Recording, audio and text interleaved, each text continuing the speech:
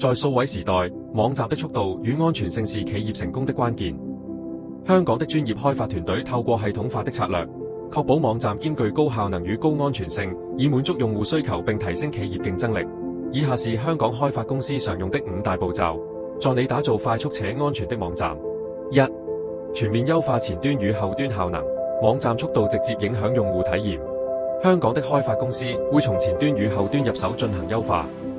在前端，採用圖片壓縮、精簡的 CSS 和 JavaScript 框架，並利用內容分發網絡 CDN 加速資源載入。在後端，優化資料庫查詢，縮短伺服器響應時間，並使用快取技術，如 VDIS 或 Memcached，降低系統負載，確保網站即使在高流量時段也能流暢運行。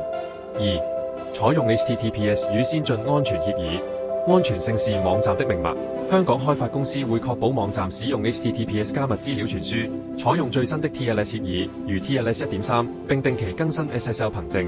此外，透過實施內容安全策略 CSP， 有效防範跨站腳本攻擊 XSS 及其他網絡威脅，為網站提供強大的保護。3.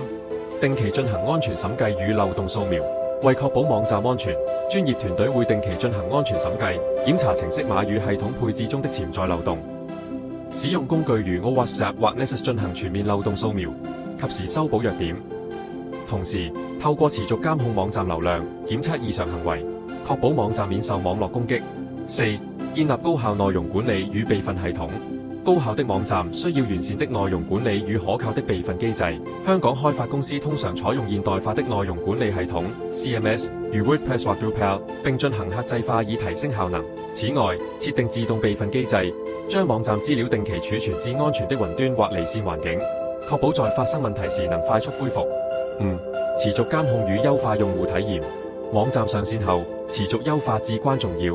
香港開發公司會使用分析工具，如 Google Analytics 或 Hotjar， 監控用戶行為，找出效能瓶頸並優化用戶體驗。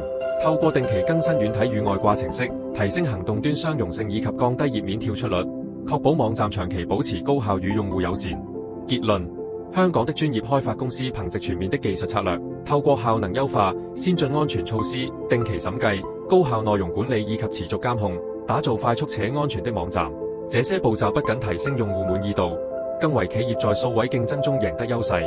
與專業的香港開發團隊合作，是打造高效、安全網站的明智選擇。